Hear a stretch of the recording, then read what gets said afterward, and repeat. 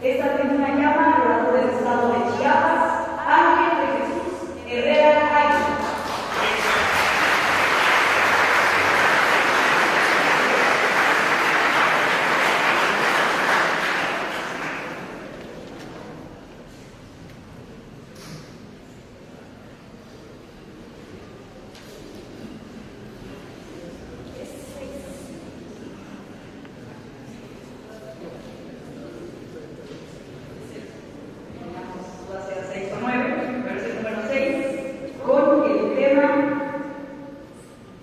La sociedad mexicana a través del cine. A partir de este momento, el orador tiene 8 minutos para preparar su tema. Muchas gracias. Y pues bien, lo que esperamos es que este gran orador de uno de los estados más hermosos del Cañón, el estado que alberga el Cañón del Sumidero, prepare su gran pieza magistral. Nos permitido recordarle a todos los jóvenes que están incorporándose a esta gran aula magna dos grandes favores. Primero, si todos cuentan con un teléfono inteligente o con un teléfono celular, por favor colóquenlo en modo vibratorio, ya que está siendo transmitido en tiempo real vía internet este concurso a nivel nacional e incluso también fuera de nuestro país, y no quisiéramos infortunar los trabajos de los oradores. Así que si son tan gentiles, por favor, pongan sus teléfonos celulares en modo vibratorio. Y aprovechando que ya sacaron el celular, también les pedimos que por favor, en los banners que tenemos en la parte frontal podemos encontrar las redes sociales de este concurso, como es el canal de YouTube Oratoria Universal y el Twitter, @Oratoria Uni, así como se alcanza a ver en la tercera línea, por lo que los invitamos a que estén tomando fotos, subiendo tweets, porque déjenme platicarles que este es el concurso más importante de oratoria y debate público del país. ¿Y por qué es el más importante?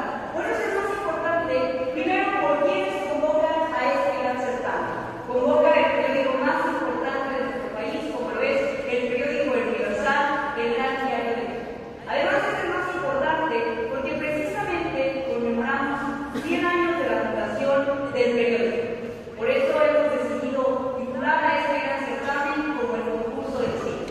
Este concurso del siglo ha convocado a jóvenes de todas las entidades federativas, a 5 destacadas mujeres que vienen a representar a sus estados, todos y cada uno, y por primera vez este concurso cuenta con la totalidad de los 32 estados, de las 32 entidades federativas. Así que yo les pido un fuerte aplauso para todos los oradores.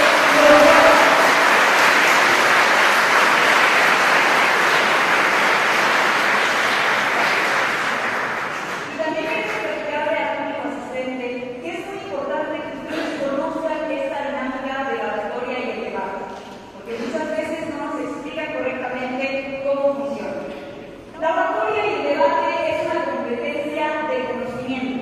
Todos los jóvenes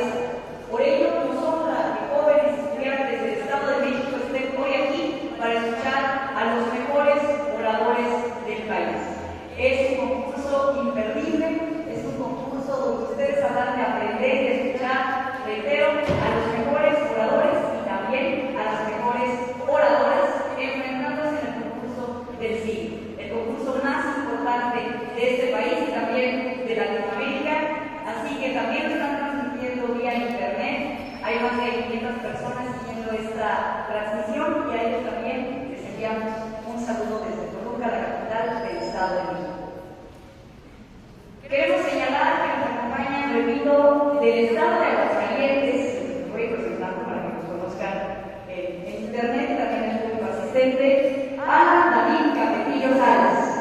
Fuerte el aplauso para que nos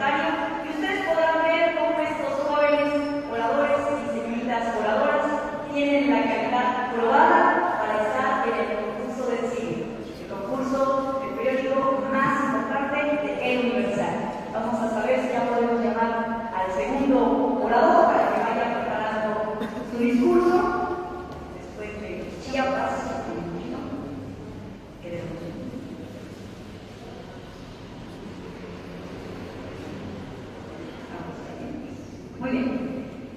Ya vamos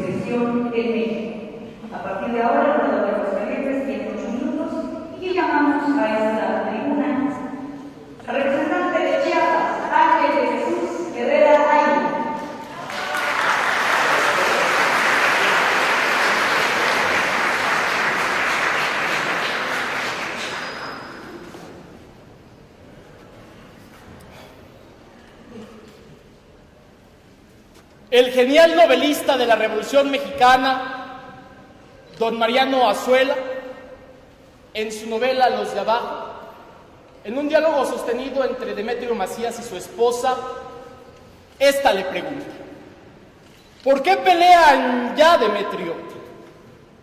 Demetrio, las cejas muy juntas, distraído, toma una piedrecita y la arroja al fondo del cañón.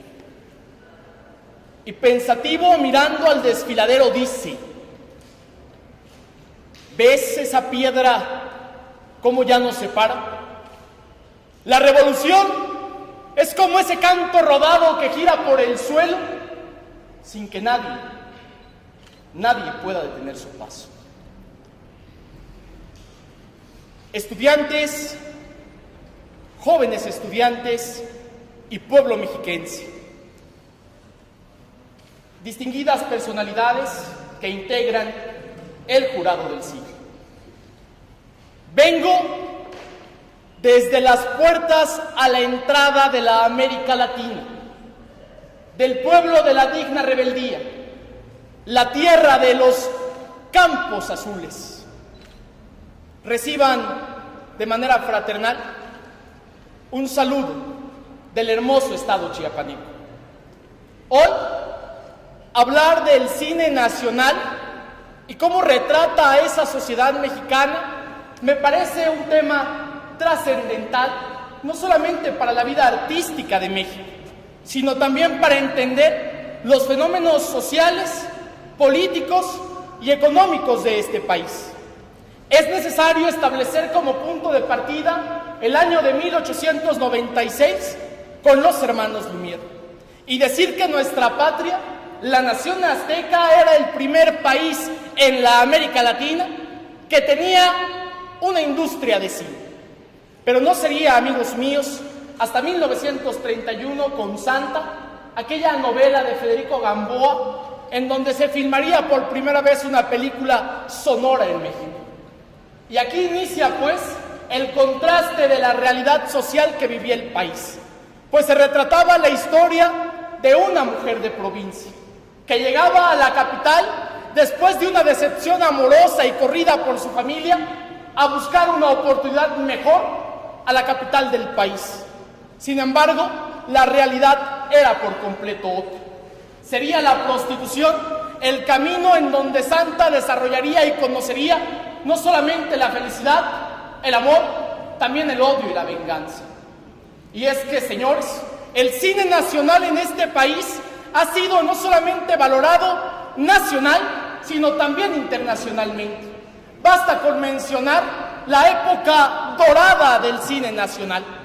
Tendríamos que citar a grandes personajes de la talla de Pedro Infante, de María Félix, del Indio Fernández, de Dolores del Río y de muchas más célebres personalidades que construyeron los cimientos de una industria prolífera que no es ni la sombra de lo que hoy se tiene en este país. Quiero hacer un punto medular en este discurso y hablar de un español muy mexicano, porque sería Luis Buñuel el encargado de retratar de manera cruda el México que se vivía. Y ahí está en 1950 Los Olvidados. ¿Cómo olvidar a Pedro el Jaibo y sus amigos discutiendo la rivalidad y la brutalidad de ser niños de la calle? ¿Y cómo no hablar de esa película como un parteaguas? Porque serían los mismos intelectuales mexicanos que, dándose golpes de pecho, rechazarían por completo ese film. Sería solamente Siqueiros quien se acercaría a Buñuel y lo felicitaría por no solamente hacer una buena obra, una buena película, sino también por poner un punto de quiebre en el cine nacional. Y así, señores, debemos de reconocer que la labor del cine, del séptimo arte, como lo decía el propio Mariano Azuela en esa literatura tan exquisita como Los de Abajo, que la revolución debe seguir siendo un canto rodado. Y justamente eso debe ser en la industria del séptimo arte. Una revolución profunda. Hemos transitado y vivido momentos históricos tangibles y penosos. Ahí está, pues, lo que hoy tenemos en el cine nacional. La referencia de la ley de Herodes, la dictadura perfecta, el mundo maravilloso, sin olvidar también, señores, que seguimos viviendo bajo ese espectáculo de ustedes los ricos y nosotros los pobres. Debería ser el cine nacional la industria precisa que nos invite a soñar, a creer, que sea el arte también el camino para salvar a este país de ese momento trágico que vive. Y sí, el propio Octavio Paz también haría una crítica a Buñuel, pero una crítica a nivel internacional que daría el espaldarazo a esa película que es el quiebre fundamental, desde mi perspectiva, para entender al cine y su relación con la sociedad mexicana. Y yo también creo, como Octavio Paz, en este país hay que dormir con los ojos abiertos, hay que soñar con las manos. Soñemos sueños de río buscando su cauce, sueños de sol soñando sus mundos.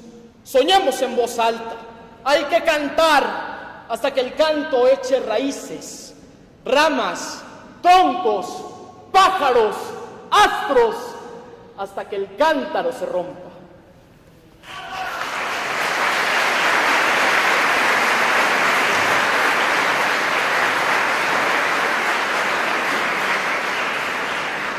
Llamamos a la representante del Estado de Colima para que la suceda a Sofía Gutiérrez Lario.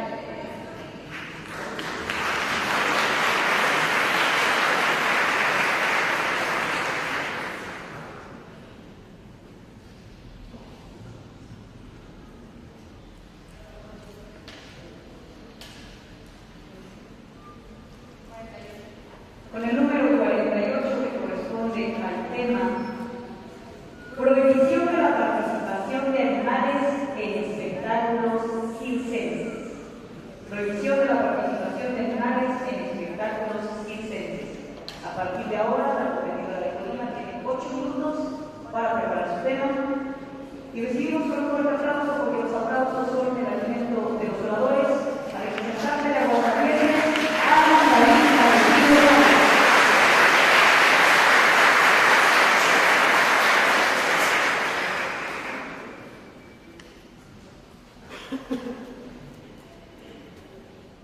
Magno es el espacio y magno es el evento. Con la venia del honorable jurado calificador, se me pide hablar de un tema muy sencillo, pero también muy importante, trascendental en el México en el que vivimos, la importancia de los foros de expresión, y se me pide que lo haga en el concurso de oratoria del Universal, el Gran Diario de México. No puede haber mejor escenario.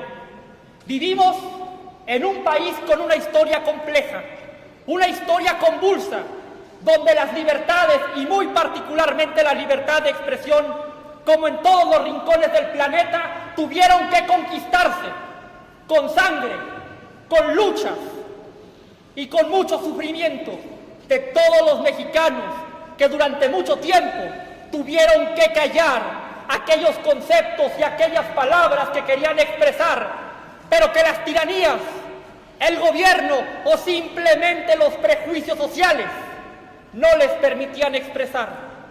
El día de hoy contamos con la fortuna de tomar esta tribuna 32 oradores de todos los rincones de México para usar la palabra como arma y la razón que es escudo para manifestar nuestras ideas y nuestros conceptos respecto de las más diversas problemáticas de México.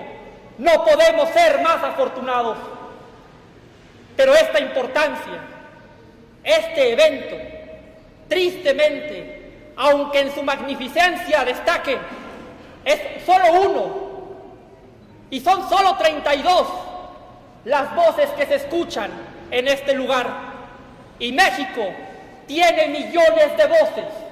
México tiene millones de jóvenes que tienen ideas y tienen conceptos con los cuales interpretar la realidad, con los cuales transformar su país y que reclaman una tribuna. Y ahí la importancia de foros como este, la importancia de las palabras que nos ayudan a construir el sentido con el cual entendemos el mundo en el que vivimos y somos capaces de transformarlo.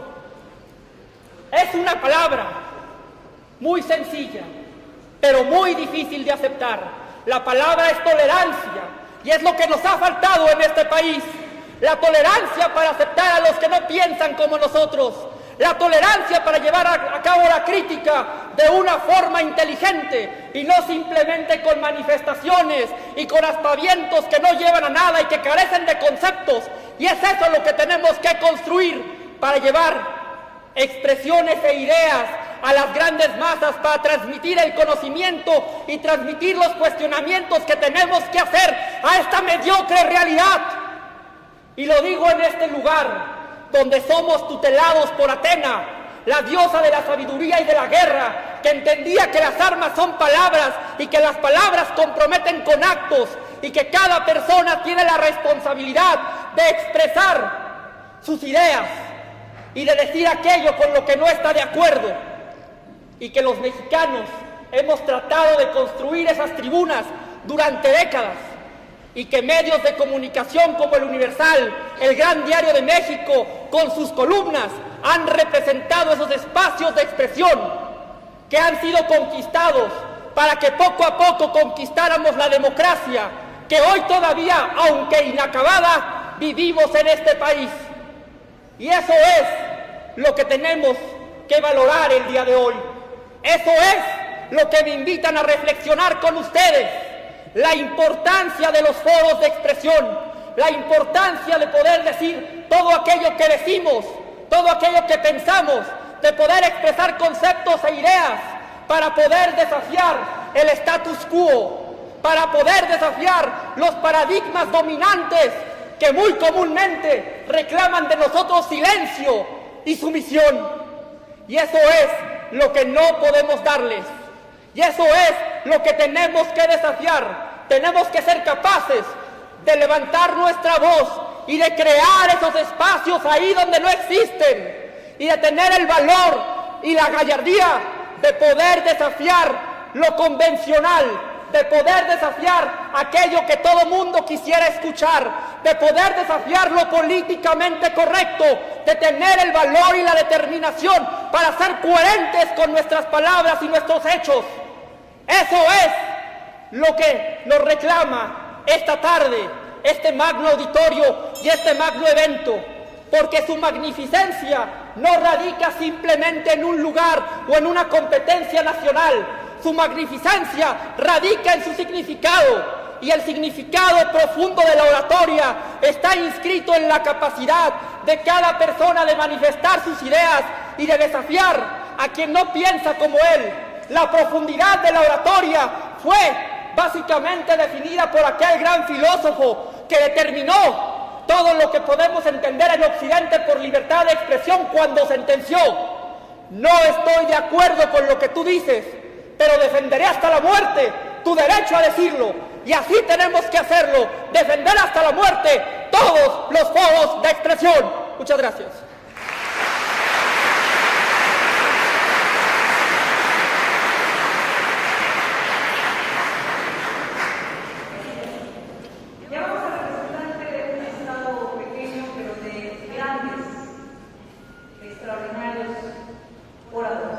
Del estado de Tlaxcala, Fabián Martín Ríos Vélez.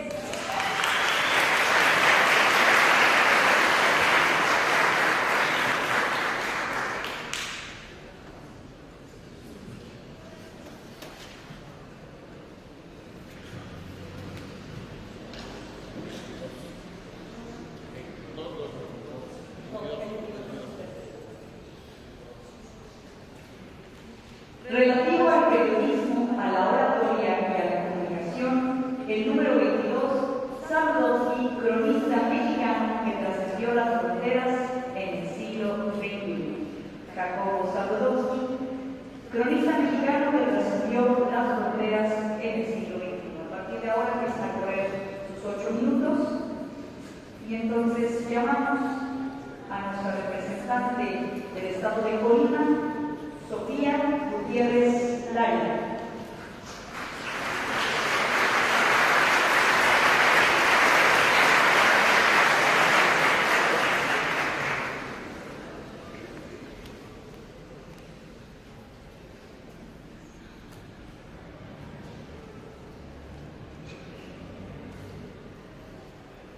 En México jugamos a coger el agua, a tatuar el humo, a no irnos. Saludo con respeto al honorable jurado calificador, a mis compañeros oradores y a la amable audiencia que el día de hoy nos acompaña. Y me presento aquí desde el Camino Real de Colima, que dicen que yo no lo sé, pero ¿cómo no he de saberlo si en él yo misma me crié? Para disertar ante ustedes el tema, la prohibición de los espectáculos circenses con animales en México. En México tenemos más de 75 circos a lo largo de todo nuestro país. Es una realidad que hoy en el orbe internacional más de 28 países ya han prohibido la participación de los animales dentro de los circos. Pero de esto no se escapa México. Sin embargo, hay que comprender primero qué significan los circos para la sociedad mexicana. Y cada uno de nosotros habremos de recordar nuestra infancia, cuando sin temor a equivocarme, la gran mayoría acudió a ver alguno de los maravillosos espectáculos que, por supuesto, incluían animales. Porque los animales no eran únicamente un elemento del circo, sino, en la mayoría de las ocasiones, lo más atractivo, lo que promovía la fantasía en nuestra infancia a través de los tigres de Bengala, a través de los feroces leones y, por supuesto, todo esto en convivencia armónica con los seres humanos. Y el día de hoy estamos ante la condición de que el año pasado, en 2015, se promulga la Ley de Protección y Equilibrio Ecológico, en la cual, de pasar de 8 estados que prohibían la participación de los animales dentro de los circos, pasó a ser prohibitivo en toda nuestra región mexicana. Sin embargo, aunque detesto decirlo, de buenas intenciones está empedrado el infierno. Porque ahí vemos los principales argumentos de aquellas personas que defienden que los animales deben estar allá, afuera de los circos y no dentro de ellos. Y comprendemos que nos pueden decir que incluso esto puede beneficiar a la misma mano de obra, porque se requerirá de más artistas dentro de los circos, que esto va a promover un clima de mayores valores, pero sobre todo dicen que están protegiendo a los animales que están ahí dentro.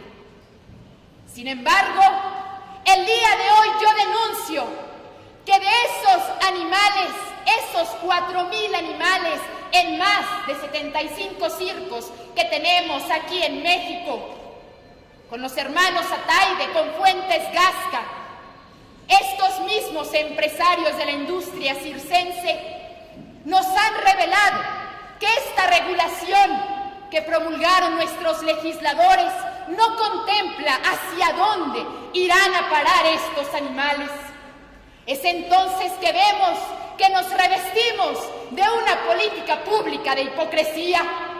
Y ya basta que aquí en México nos sirvamos de estrategias cortoplacistas, cuando lo que requerimos es un verdadero cambio y una verdadera transformación.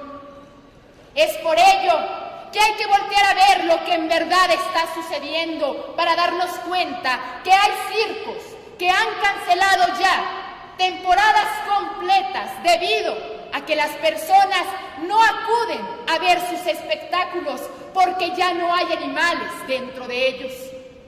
¿Es esto acaso impulso al trabajo? ¿Es esto acaso impulso a la economía?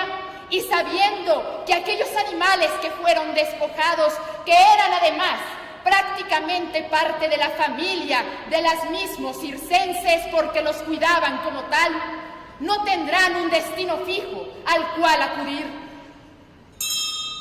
que recordar, por otra parte, que muchos de nuestros niños conocen a los animales y a la vida silvestre por primera vez dentro de los circos.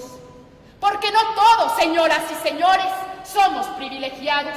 No todos podemos acudir a zoológicos como el magnífico que tenemos ahí en Chapultepec o en la misma Guadalajara, porque en el mismo estado de Colima no poseemos especies como las que sí podemos conocer dentro de los circos. Abandonemos entonces las políticas prohibicionistas. Ahí tenemos los resultados de muchas otras que únicamente han transgredido nuestro tejido social. Ahí tenemos lo que ha pasado con prohibir los matrimonios igualitarios. Ahí tenemos con la prohibición del aborto, y todo esto podemos contemplar que la renovación social nos indica que hay que apuntar a la regulación y no al prohibicionismo. Veamos entonces que los beneficios de tener animales dentro de los circos son por mucho superiores a no tenerlos dentro de ellos. Y es cuando nos demos cuenta de esto que podremos decir que sí tenemos una ley de protección a la vida silvestre y que es ella la que debemos fortalecer, porque hoy en día solo se han tenido abusos a los animales en Jalisco y en Veracruz. 2 ocasiones no son suficientes para prohibirlo en todo México. Abonemos al respeto, abonemos a la tolerancia, abonemos, sí, al cuidado de la vida silvestre, pero no prohibiendo, sino aprendiendo a convivir junto con ella.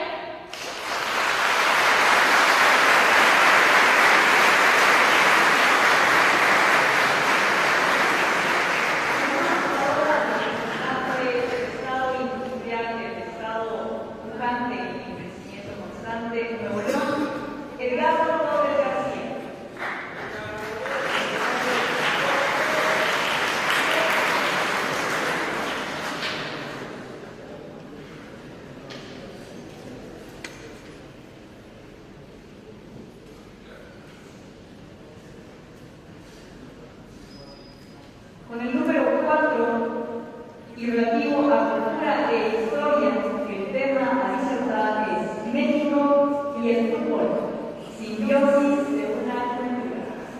A partir de ahora tiene 8 minutos para preparar su discurso. De esta manera llamamos a tribuna al representante de Tlaxcala, Fabián David Ríos Celis.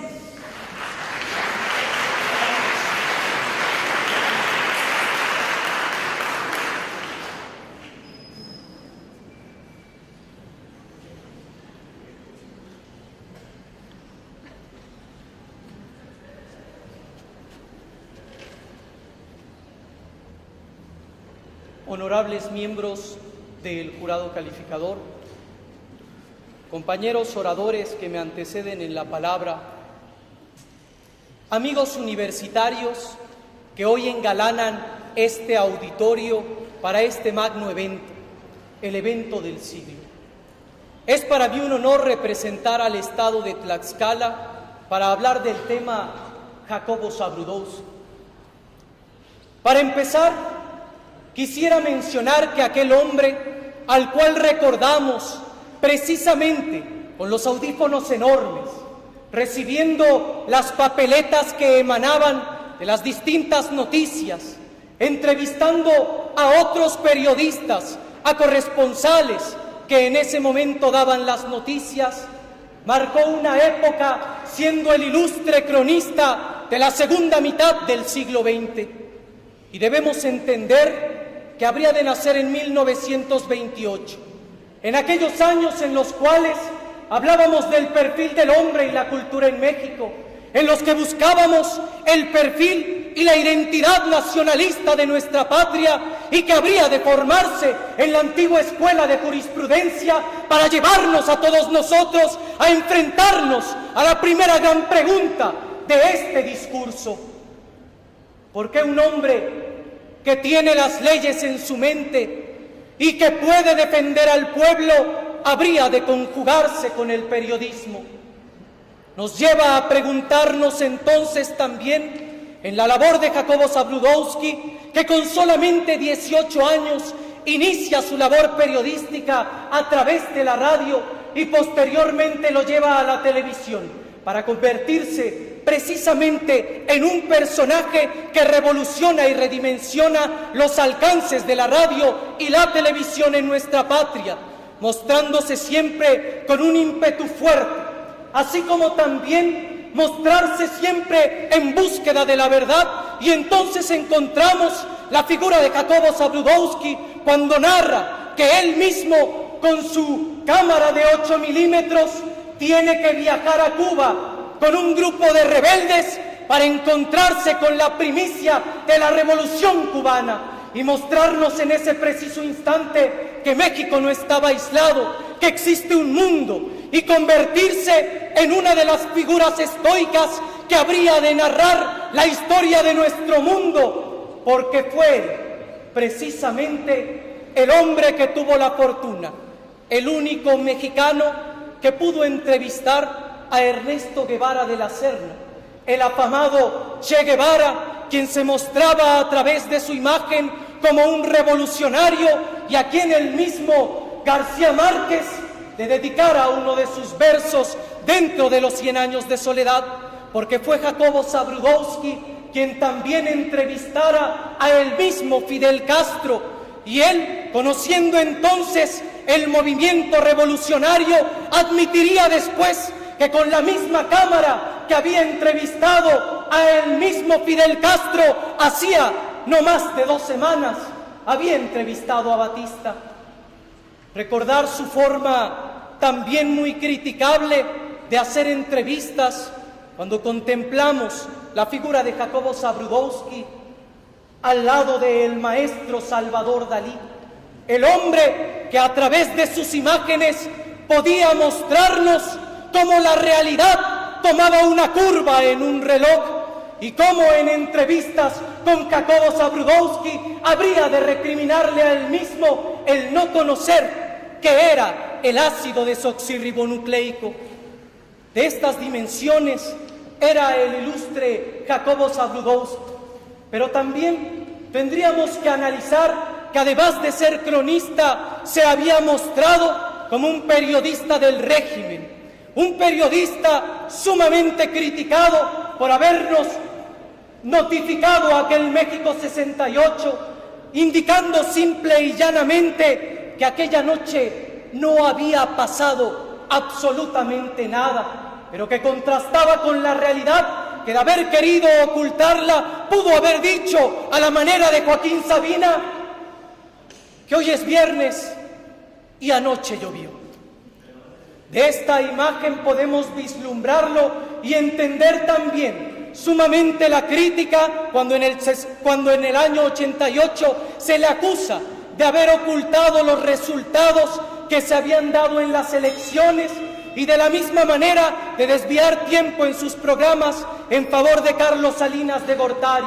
Sin embargo, debemos contemplar que él nos enseñó que el periodismo, la ilustre labor que realizan las personas del diario El Universal y los verdaderos periodistas de México, se hace en 24 horas, se hace los 365 días del año, y es por ello que en la última época, ya con la muerte del Tigre, al verse fuera de Televisa, a través de la radiodifusora El 69, en su programa de 1 a 3, nos muestra un periodismo más crítico, más amplio, más grande.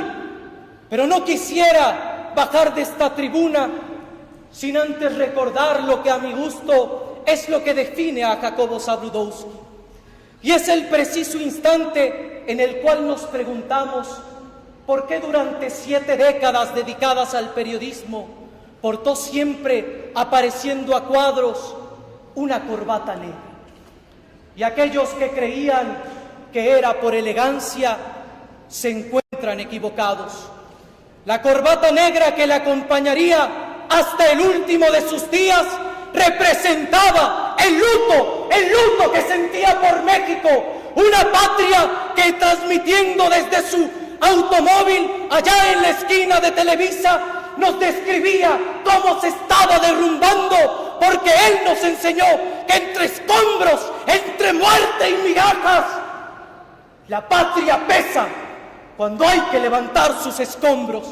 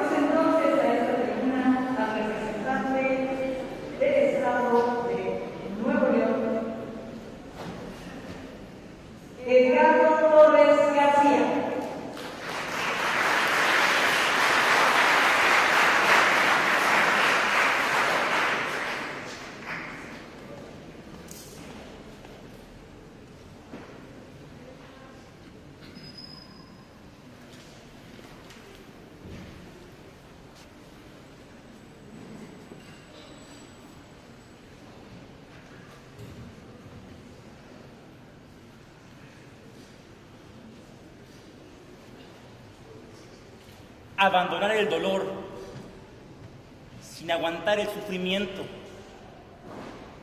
es abandonar el campo de batalla sin haber luchado. Pues las verdaderas victorias no son aquellas que se ganan, son aquellas en las que caemos y aprendemos cómo levantarnos.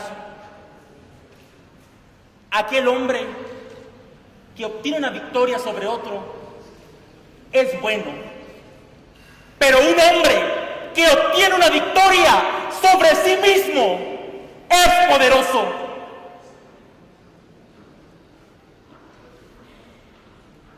Con la autorización del jurado calificador, titanes de la palabra, atento y amable público que hoy me escucha. Vengo del estado donde los engranes de la industria forman los cimientos de una gran nación. Vengo del estado de Nuevo León. Y para hablar de la simbiosis entre el fútbol y la sociedad mexicana, debo de decir que si bien es cierto, el fútbol no es el deporte nacional de todos los países, sí es el más popular. Y quizá porque este deporte refleja anhelos del ser humano como lo es la libertad, ya que a través de sus movimientos las personas pueden trasladarse a escenarios y también pueden fomentar valores como la perseverancia y la lucha, esforzarse día con día. Y quizá también porque para jugarse se requieren de elementos tan sencillos como lo son objetos que pueden delimitar una portería, que van desde botes, piedras y claro, también se ocupa una pelota. Pero en México, señoras y señores, en México el fútbol sí es el deporte más importante. Este es el deporte en el que hablamos en los trabajos, en las escuelas, que está en boca de todos. Pero tenemos que reconocer que esta simbiosis entre la sociedad y el fútbol no ha sido del todo perfecta. Y esto porque México, a pesar de tanto que nos apasionamos por este deporte, no hemos sido capaces de generar grandes figuras para colocarlas en los altares de los héroes del fútbol, de los personajes históricos del fútbol. Pero también es cierto que no hemos sabido exigirle a la selección nacional los espectáculos que queremos ver, los juegos que queremos ver en las canchas.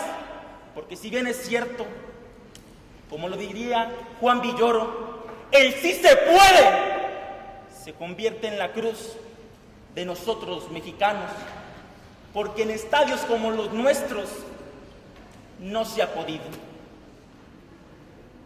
Debemos entonces también reconocer que la propia Liga Mexicana de Fútbol es por sí alguien que genera una buena economía para el país, porque genera grandes empleos, porque se mueve mucho dinero que ayuda a contribuir a las necesidades del país. Pero también es importante, así como este acierto que tenemos, es importante que usemos el fútbol para dar respuesta a problemas que nos aquejan hoy en día como sociedad. Pues también tenemos que reconocer que en estos tiempos de ingobernabilidad nacional, de desconcierto social y de una desesperanza que termina por empapar la conciencia de la ciudadanía, el fútbol tiene un gran poderío de convocatoria y podemos usarlo para con ellos erradicar la violencia, rescatar a jóvenes que se encuentran sumergidos en las drogas, en las adicciones. También para cuidar la salud de aquellos que se encuentran con sobrepeso o con enfermedades de diabetes. Muchos países han entrelazado el deporte y la educación para obtener resultados benéficos a sus sociedades. Ejemplo de ello son los Estados Unidos, Brasil, que los ha colocado en la élite mundial. Hoy es importante que le demos una importancia al fútbol y a todos los deportes como una manera de responder ante los grandes retos que hoy nos grita la sociedad. Es importante entender que el fútbol y cualquier otro deporte pueden ser un poderoso instrumento de mejoramiento y progreso social. Hagamos un entrelace entre fútbol, deporte, ciencia, cultura, educación y rescatemos a esta sociedad. Construyamos canchas donde ahora hay pandillerismo y drogadicción. Exijamos que se generen más becas para personas que tienen talento y que no han sido apoyadas. Porque el ganador es aquel que tiene mente sana en cuerpo sano. Es aquel que sale a buscar la oportunidad y si no la encuentra, la crea. Es momento de tener un pensamiento de ganadores para poder colocar a México en el lugar que se merece. Que el mundo lo sepa, rendirse jamás, retroceder nunca. Demostremos que deportivamente el espíritu de un mexicano es más fuerte, más alto que su propio espíritu, porque ejercitamos el más importante de los músculos, el corazón.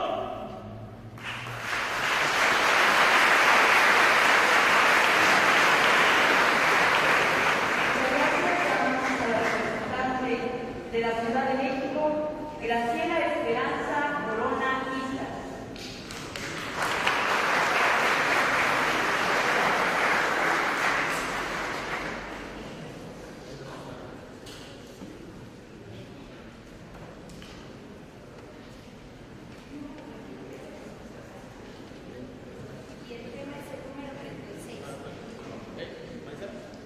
Con el número 23. 36. ¿Hay que regresar a Dios a la vida pública? El tema es relativo a la religión. ¿Hay que regresar a Dios a la vida pública? A partir de este momento tienen, como ya saben, 8 minutos. Presentamos entonces al representante de Jalisco, Julio César Aguilar Valderas.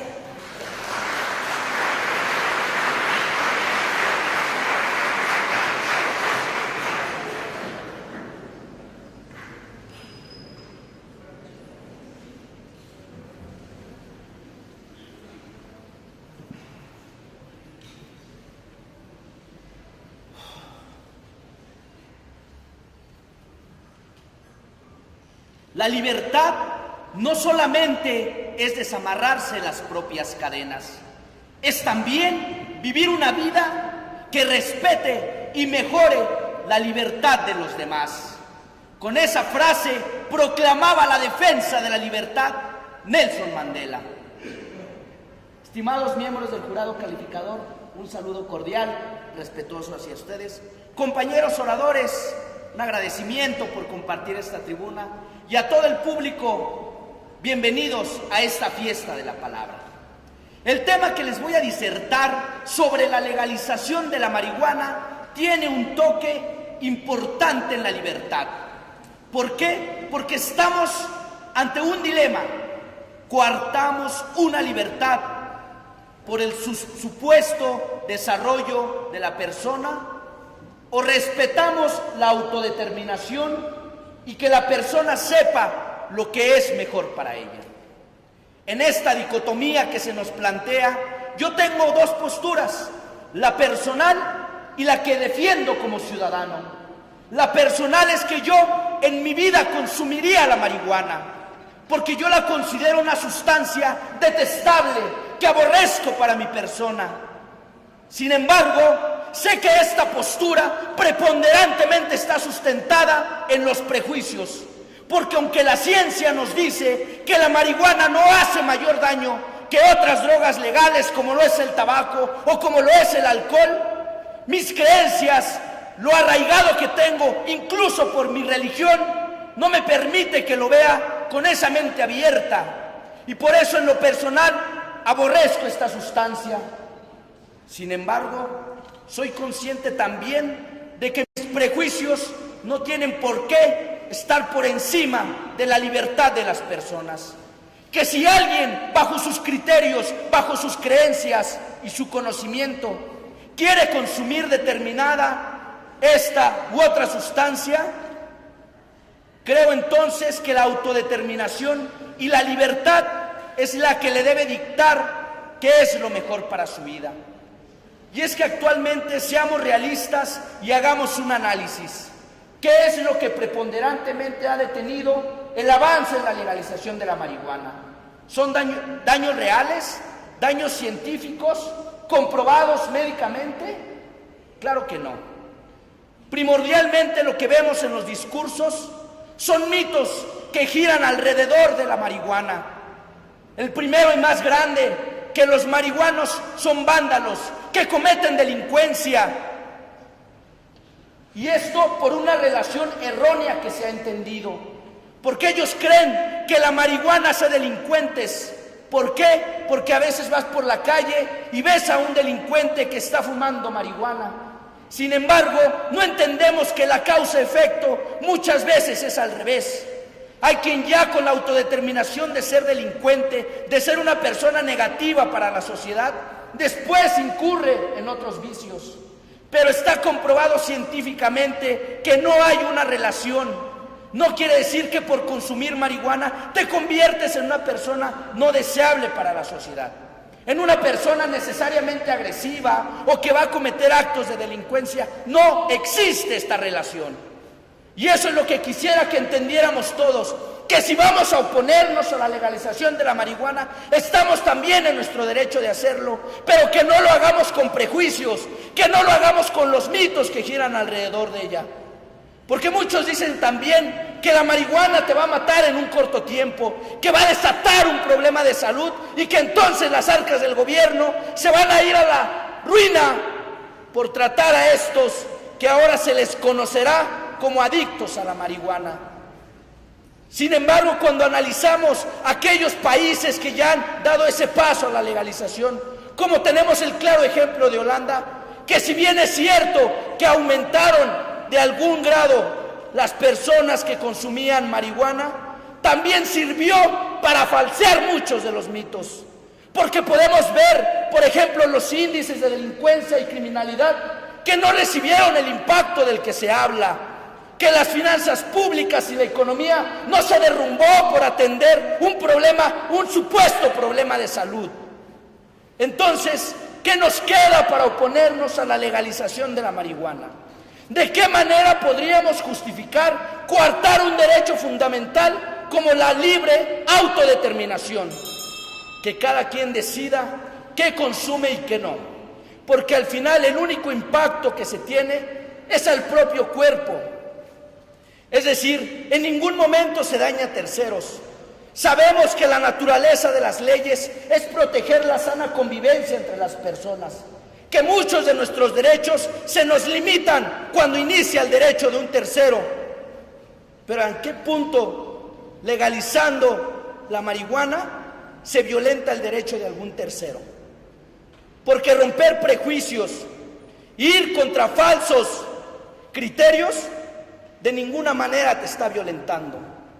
Simplemente te está diciendo, debemos entender que estamos en un nuevo contexto, en una nueva sociedad, que tenemos que ser más tolerantes, que tenemos que respetar las cosmovisiones diferentes de cada persona, que si alguien con toda su capacidad decide consumir sustancias que por criterios y juicios valorativos, morales, falsos, consideramos negativa, está bien, no te juntes con esa persona si no quieres.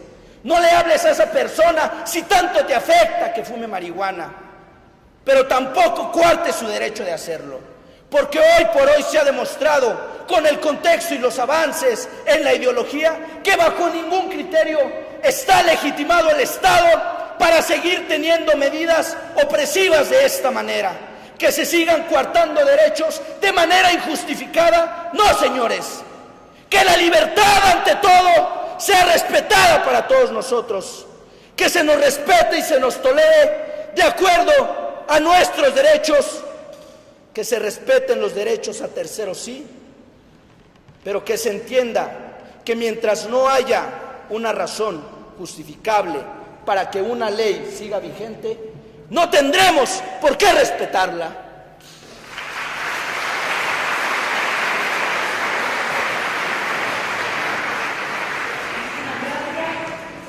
Ya vamos a continuación para que elija su tema al orador del Estado de la Novia del Mar, de la Iglesia de San Román y por supuesto de la Feria del Cristo Negro, del Estado de Campeche, Adrián Alberto Pech Chan.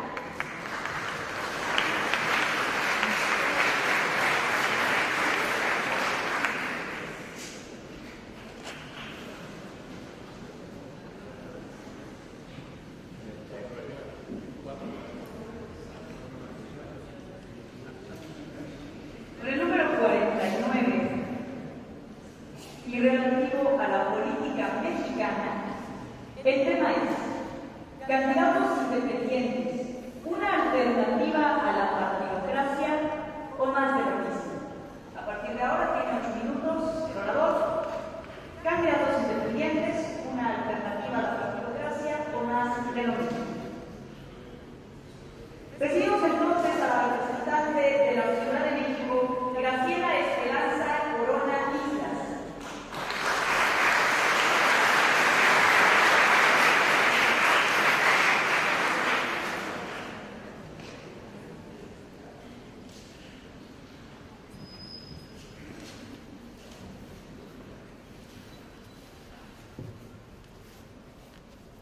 Qué mágico momento el que hoy me toca vivir.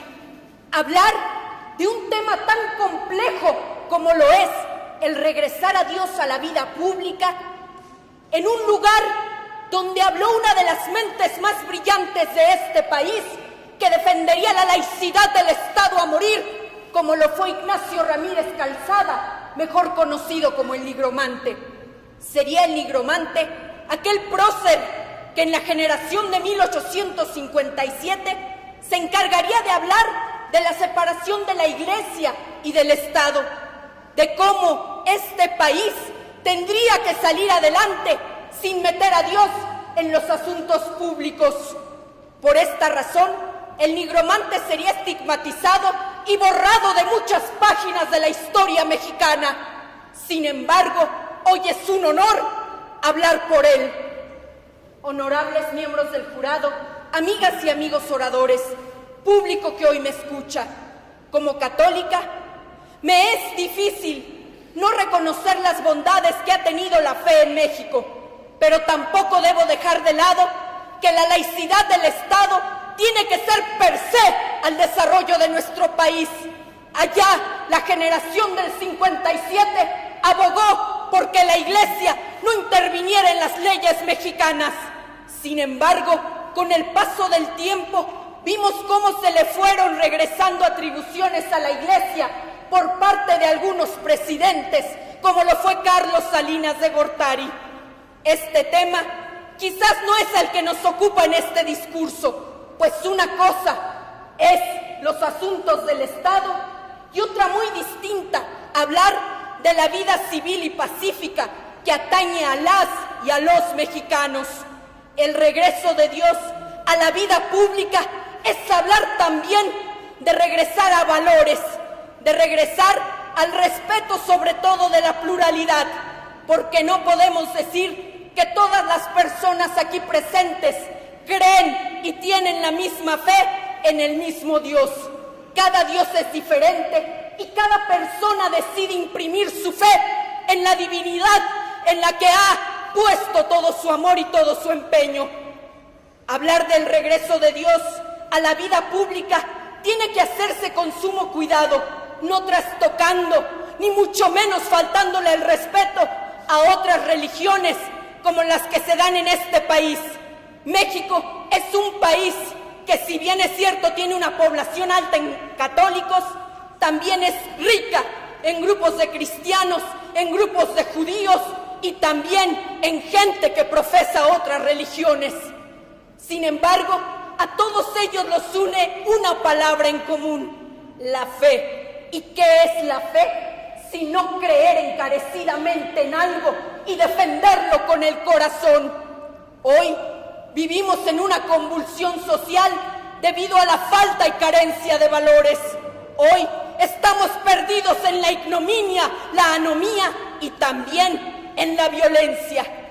Y es por eso que si Dios regresara a la vida pública, habría de ser a través de la palabra, pero la palabra que respeta las diferencias, la palabra que nos enseña el amor al prójimo, respetando, eso sí, que la Iglesia no tiene por qué intervenir en asuntos constitucionales, que la Iglesia no puede decidir cuando se tienen que dar matrimonios entre personas de diferente sexo, que la Iglesia no tiene por qué pedir tributo cuando el mayor tributo que puede tener es la fe de las personas que creen en ella. Señoras y señores, regresemos a la moralidad, pero a la ética bien entendida, no a falsos moralismos. No podemos caer en actitudes jacobinas que nos llevarían otra vez a la guerra cristera, en la que se hizo una persecución total de curas después de la Revolución Mexicana encabezada por Álvaro Obregón. La guerra cristera nos tiene que enseñar que el respeto a la fe y a cada Dios es indispensable, pero que también se tiene que marcar aquella palabra que decía Jesucristo, de que hay que dar al César lo que es del César y a Dios hay que darle lo que es de Dios. Me gustaría que la humanidad pudiera entenderse sin menoscabar la religión del otro, que budistas, musulmanes, judíos y católicos pudieran tener un diálogo abierto en el que superaran todas las diferencias y en el que pudieran también respetar los asuntos estatales, no solo de la patria mexicana, sino también de otros países. No podemos olvidar que, si bien es cierto el Estado mexicano es un Estado laico, se tienen preceptos legales sumamente religiosos, como el precepto de matrimonio que deriva de la religión católica. Así pues, defendamos nuestra fe, defendamos la creencia en Dios, como lo han hecho tantos cristianos que predican la igualdad y que se van a las zonas más marginadas de este país, no a evangelizar, se van a resolver los problemas sociales que muchas veces el Estado deja de lado. Esa fe es la que mueve montañas, esa fe es la que caracteriza al pueblo de México y es el Dios que difunda amor, que difunda respeto, que difunda tolerancia, en el que cada región del planeta debería de creer. No podemos ser tan radicales y menospreciar al otro si no entendemos en quienes están creyendo. El regreso de Dios a la vida pública tiene que ser un regreso laico, pero un regreso basado en los valores, en la hermandad y, ¿por qué no?, en la palabra de Cristo, que siempre predicó el amor. Respeto a todas las religiones, respeto a todas las diferencias, pero sobre todo respeto al Dios que cada una y cada uno de ustedes tiene. Tenemos que aprender a respetar la fe de las personas, porque si no, seremos una patria convulsa, una patria que siga introyectando a la manera de Bourdieu violencia y que no sea capaz de aprenderse a escuchar como lo hacen los mayas, que siguen creyendo en la naturaleza y en el amor al medio ambiente. Seamos, pues, personas tolerantes, personas que buscan el Dios, pero seamos sobre todo una patria laica en la que cada Dios se respete y en la que cada religión sea preponderante porque sea basada en la fe, en el amor y en los valores.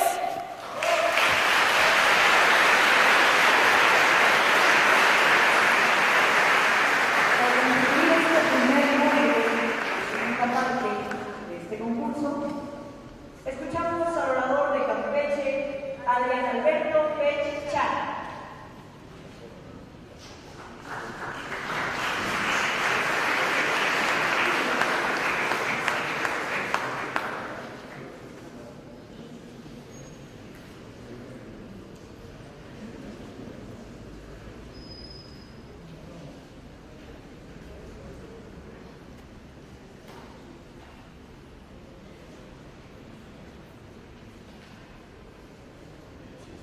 Hace 100 años, en nuestra patria, se escuchaban fuertemente los latidos de los sentimientos democráticos que inspiraron la Revolución Mexicana. Hace 100 años, las sólidas estructuras que cimentaban la vida de nuestro país se encontraban en vísperas del documento algo jurídico más sorprendente creado hasta nuestros días, nuestra Carta Magna. Hace 100 años, en los 4 puntos cardinales de nuestro país, hombres y mujeres soñaban con un México de paz y de libertades, lejos de la pólvora, lejos de las armas, lejos de todo aquello que habían vivido sus abuelos, sus padres e incluso ellos.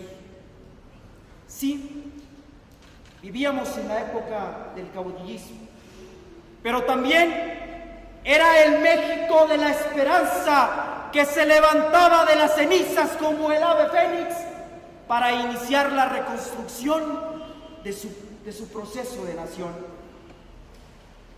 100 años después, nos encontramos aquí, los mexicanos queriendo construir más patria y más sociedad.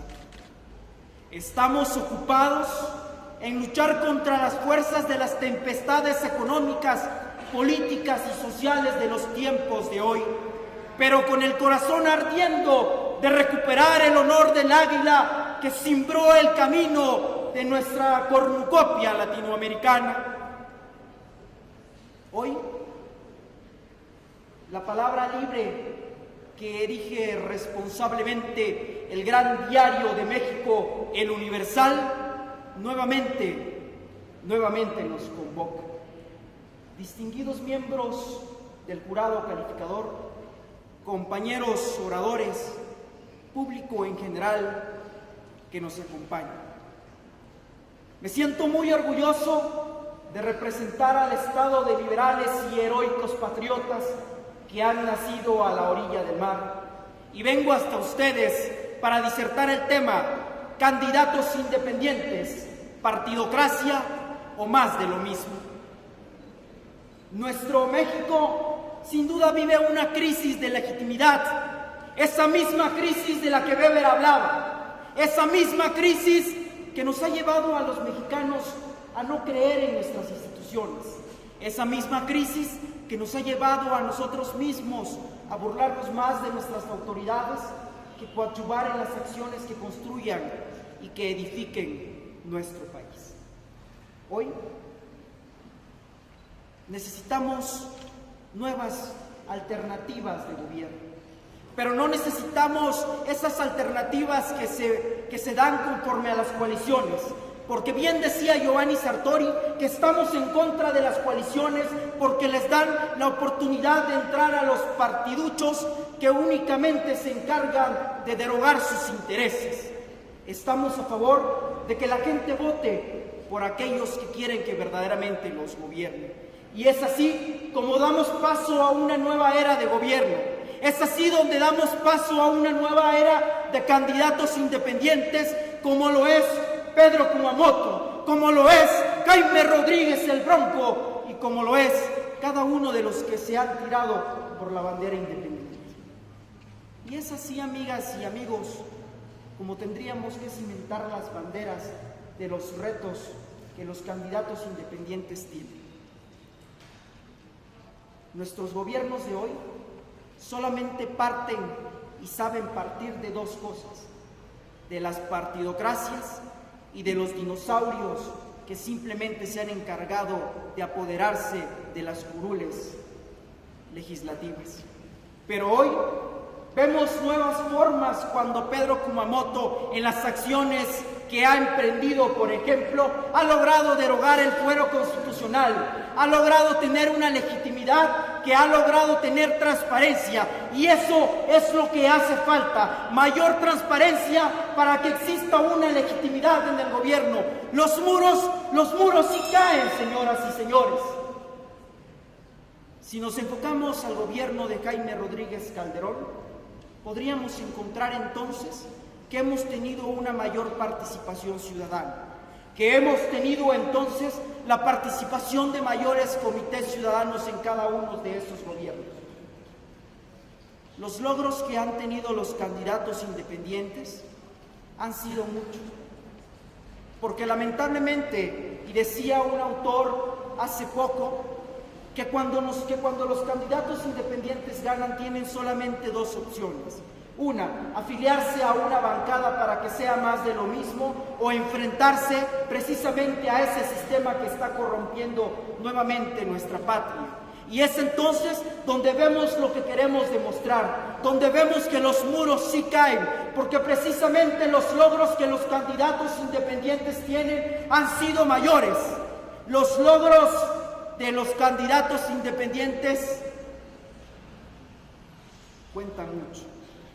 Casi no se cuentan, pero cuentan mucho. Y es así como cimentamos entonces que tenemos barreras que romper, que tenemos que lanzarnos por las vías independientes, que tenemos que cimentar porque las vías independientes son las mejores opciones para el país, porque Pedro Kumamoto ha logrado derribar esa barrera que precisamente ha derribado el fuero constitucional, que ha logrado tirar esas armas contra el sistema.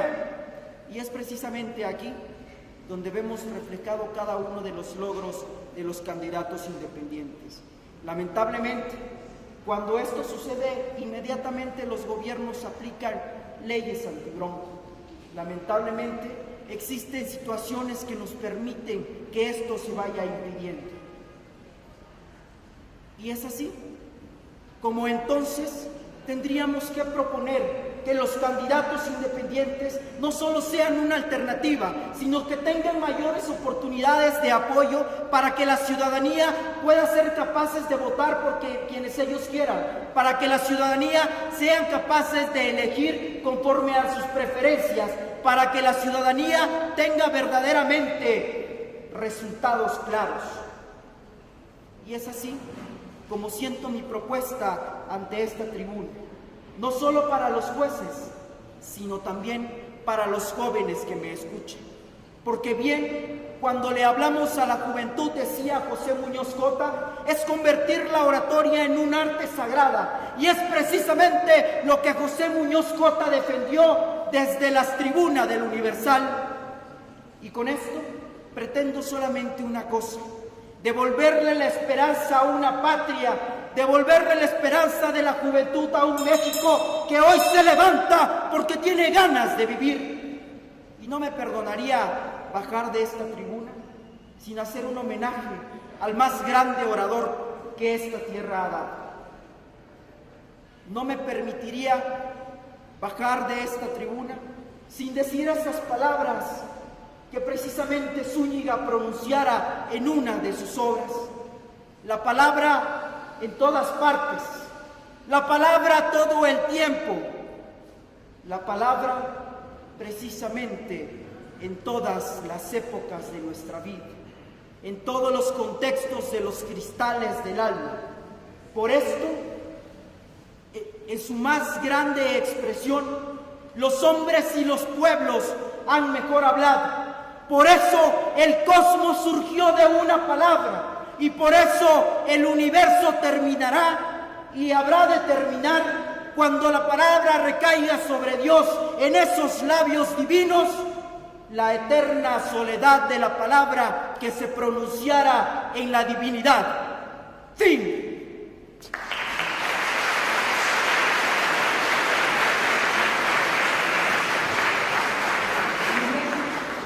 Antes de irnos a un receso de exactamente 8 minutos, vamos a esperar, por favor, que el representante del Estado de Quintana Roo elija su tema.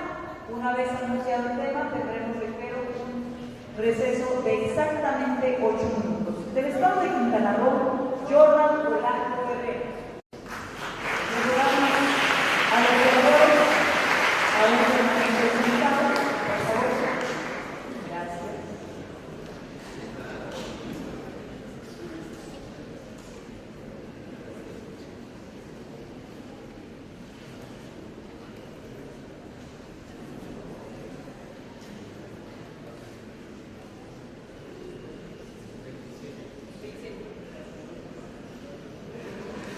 Con el número 27 y relativo al tema de la salud, mitos y realidades de los transgénicos.